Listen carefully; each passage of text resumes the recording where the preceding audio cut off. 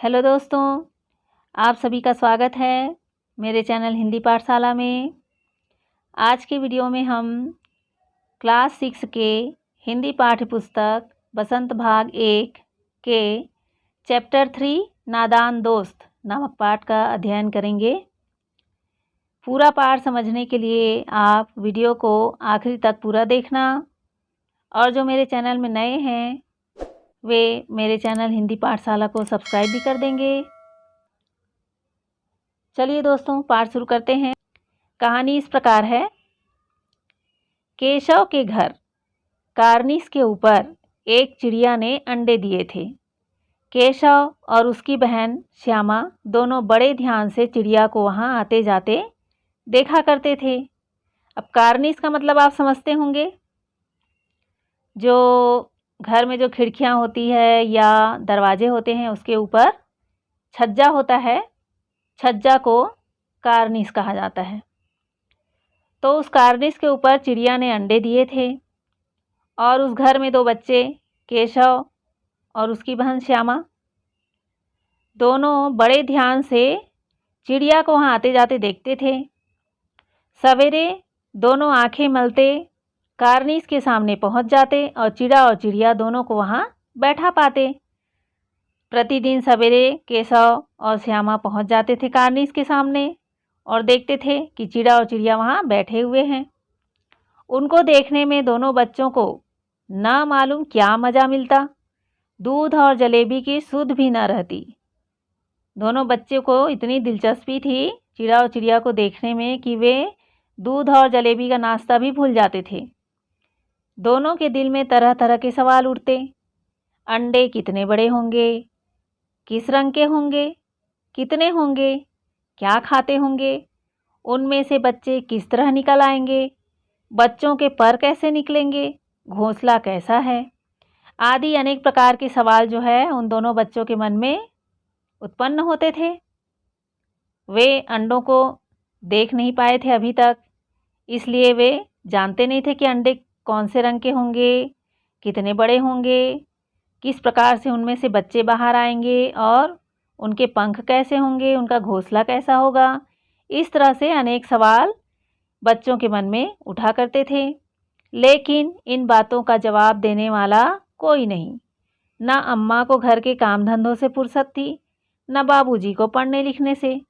दोनों बच्चे आपस ही में सवाल जवाब करके अपने दिल को तसल्ली दे लिया करते थे। लेकिन उन बच्चों के मन में जो प्रश्न खड़ा होता था, उन प्रश्नों के उत्तर देने की फुर्सत किसी के पास नहीं थी। माँ जो है घर के काम धंधों में व्यस्त रहती थी और बाबूजी को पढ़ाई लिखाई से फुर्सत नहीं मिलती थी। तो दोनों बच्चे आपस में ही सवाल जवाब करके अपने दिल को तसल्ली दे देते थे। श्यामा कहती, क्यों भैया, बच्चे निकलकर फुर्र से उड़ जाएंगे। केशव विद्वानों जैसे गर्व से कहता, नहीं री पगली, पहले पर निकलेंगे, बगैर परों के बेचारे कैसे उड़ेंगे। पर का अर्थ है पंख।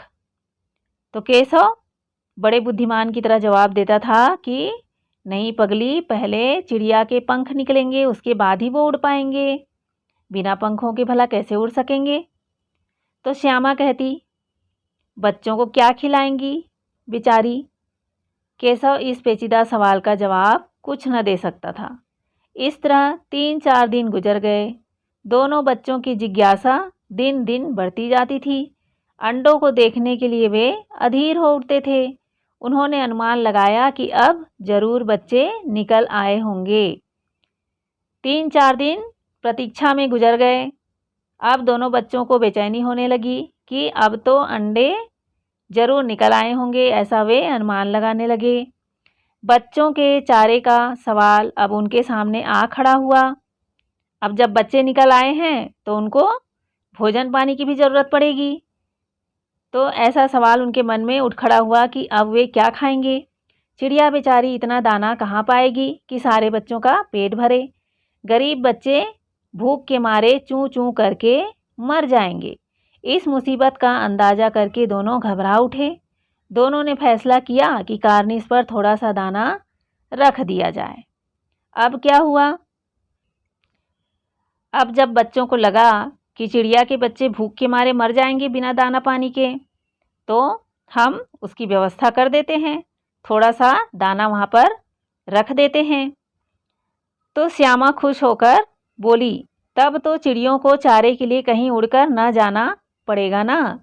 तो केशव ने कहा, नहीं, तब क्यों जाएंगी, तब माता चिड़िया को इधर उधर जाने की ज़रूरत नहीं पड़ेगी चारा लाने के लिए। तो श्यामा बोली, क्यों भैया, बच्चों को धूप न लगती होगी।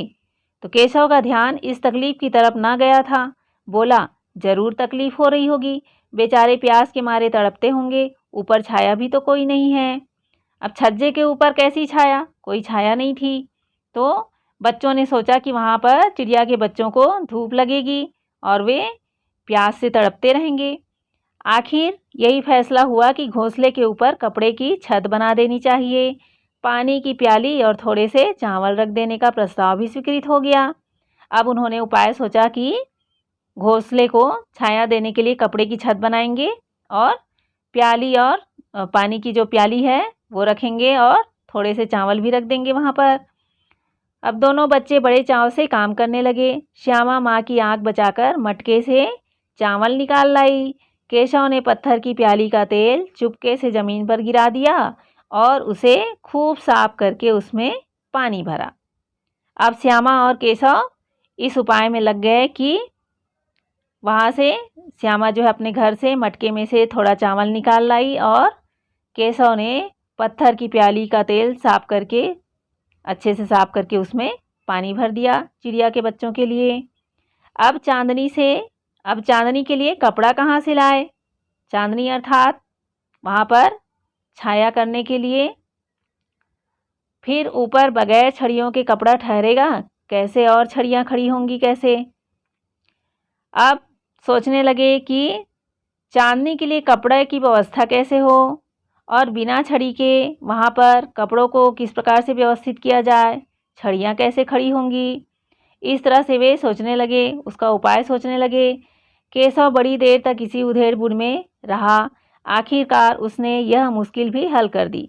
श्यामा से बोला, जाकर कूड़ा फेंकने वाली टोकरी उठा लाओ, अम्मा जी को मत दिखाना। अब जब श्यामा को उपाय सूझ गया तो उसने अब चांदनी के लिए कपड़ा कहाँ से आए, फिर ऊपर बगैर छड़ियों के कपड़ा ठहरेगा कैसे और छड़ियाँ खड़ी होंगी कैसे। अब केशव जो है घोंसले को छाया देने के लिए कुछ उपाय सोचने लगा कि किस प्रकार से उसकी व्यवस्था की जाए कि वहाँ पर छड़ियाँ भी टिके और उसके ऊपर कपड़े की चांदनी बना दी जाए। केशव बड़ी देर तक इसी उधेड़-बुन में रहा। आखिरकार उसने यह मुश्किल भी हल कर दी। श्यामा से बोला, जाकर कूड़ा फेंकने वाली टोकरी उठा लाओ, अम्मा जी को मत दिखाना। तो केशव ने श्यामा से कहा कि जो कूड़ा फेंकने वाली टोकरी है उसे उठाकर ले आओ और हम उसी के ऊपर उसी को चांदनी जैसा तैयार कर देंगे ताकि घोंसले पर छाया पड़े, धूप ना पड़े, और इस बात को अम्मा जी को मत बताना। श्यामा बोली, वह तो बीच से फटी हुई है, उसमें से धूप न जाएगी। तो केशव ने झुंझलाकर कहा, तू टोकरी तो ला, मैं उसका सुराख बंद करने की कोई हिकमत निकालूंगा।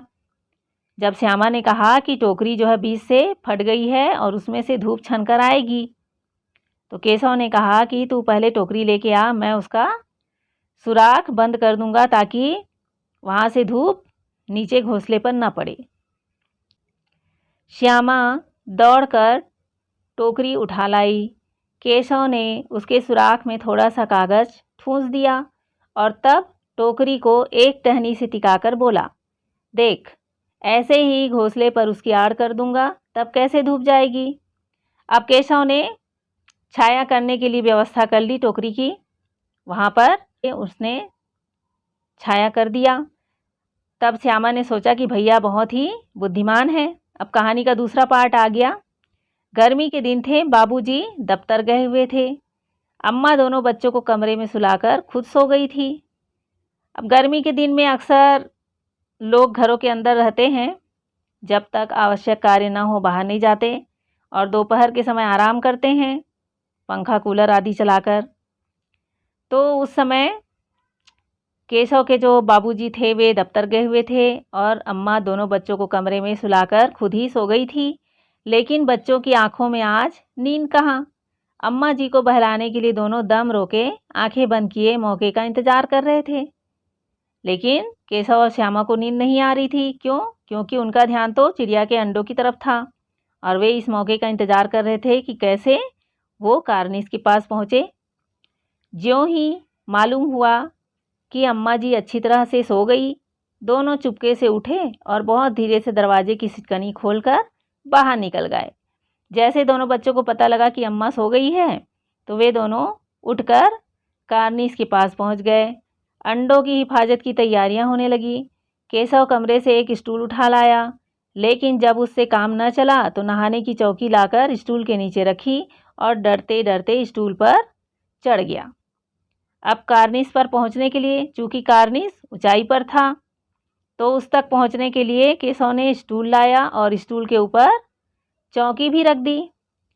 श्यामा दोनों हाथों से स्टूल पकड़े हुए थी। स्टूल चारों टांगे बराबर न होने के कारण जिस तरफ ज़्यादा दबाव पाता था जरा सा हिल जाता था। उस वक्त केशव को कितनी तकलीफ उठानी पड़ती थी यह उसी का दिल जानता था। अब स्टूल के जो चारों पाए थी वो बराबर न होने के कारण स्टूल हिल जाता था, जिससे केशव को कार्निस तक पहुंचने में अड़चन हो रही थी। दोनों हाथों से वो कार्निस को पकड़ लेता और श्यामा को दबी आवाज़ से डांटता, अच्छी तरह पकड़ वरना उतर कर बहुत मारूंगा। मगर बेचारी श्यामा का दिल तो ऊपर कार्निस पर था। बार बार उसका ध्यान उधर चला जाता और हाथ ढीले पड़ जाते।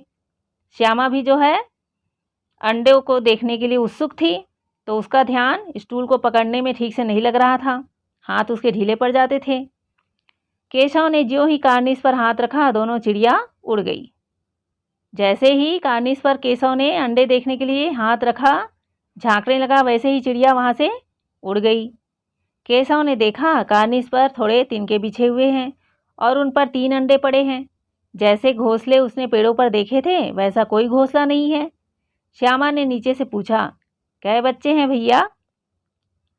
अब जब केशव ने देखा कि वहाँ पर 3 अंडे हैं, तब श्यामा ने नीचे से खड़े खड़े पूछा कि कितने बच्चे हैं भैया? तो केशव ने कहा 3 अंडे हैं, अभी बच्चे नहीं निकले। श्यामा बोली, जरा हमें दिखा दो भैया कितने बड़े हैं। तो केशव ने कहा, दिखा दूंगा, पहले जरा चिथड़े ले आ, नीचे बिछा दूं। बेचारे अंडे तिनकों पर पड़े हैं।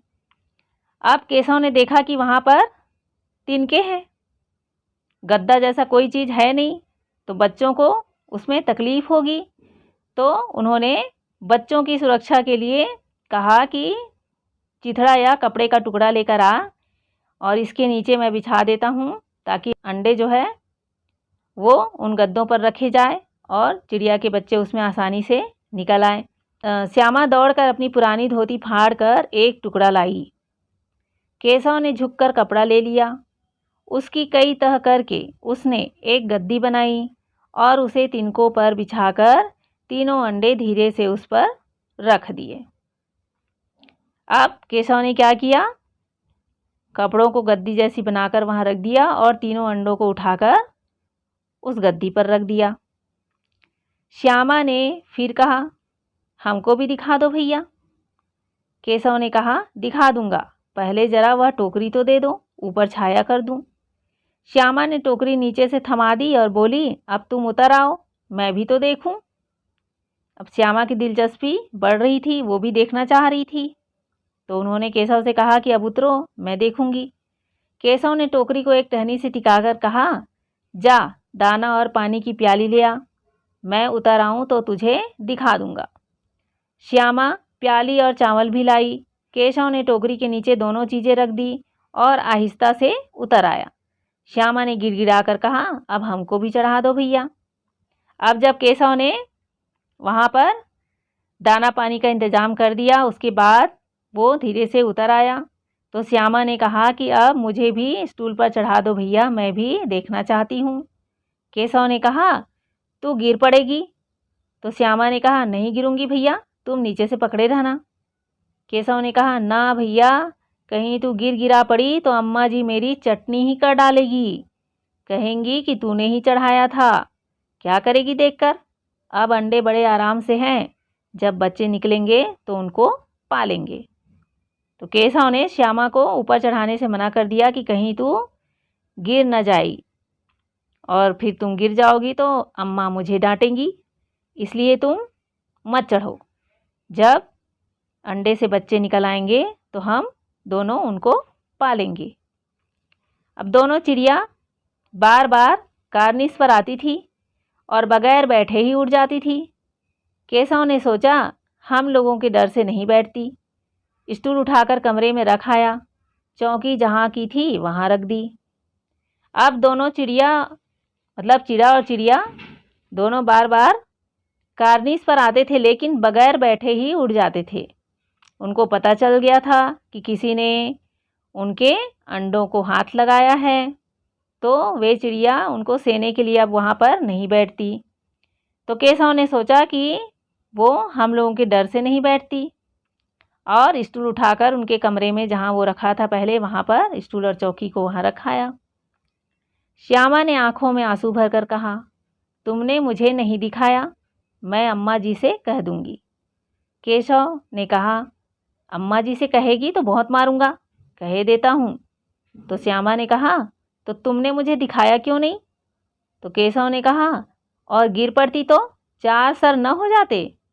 तो केशव ने कहा कि अगर मैं तुम्हें चढ़ाता स्टूल पर और यदि तुम उसमें से गिर पड़ती तो तुम्हारे सर में चोट लगती, सिर फूट जाता। तो श्यामा ने कहा, हो जाते तो हो जाते, देख लेना, मैं कह दूंगी।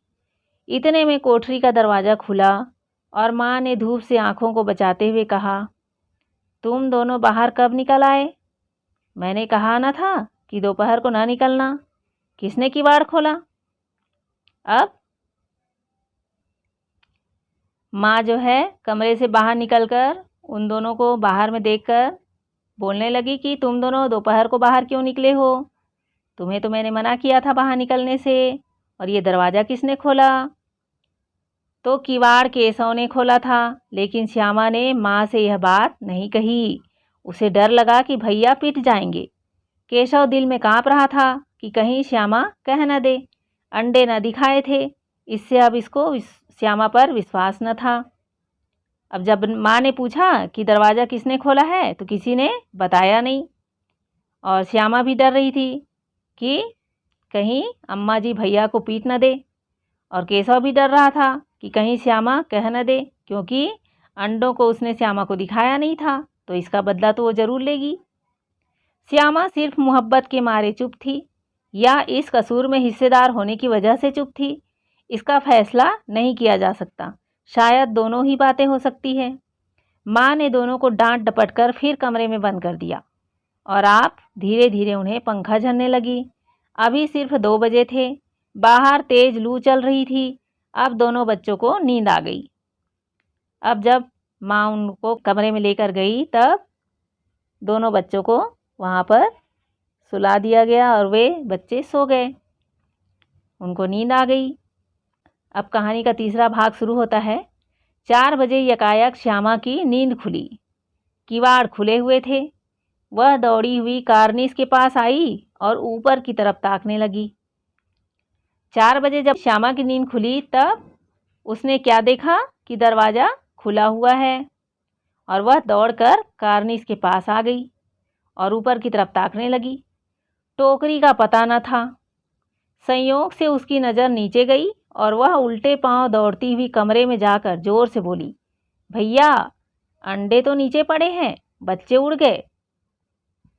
श्यामा को जब पता लगा कि वहाँ से टोकरी गायब हो गई है कार्निस के ऊपर से, तो वह तेज़ी से दौड़ती हुई कमरे में आई और अपने भैया को उठाकर बोली कि बच्चे उड़ गए हैं, अंडे तो नीचे पड़े हैं।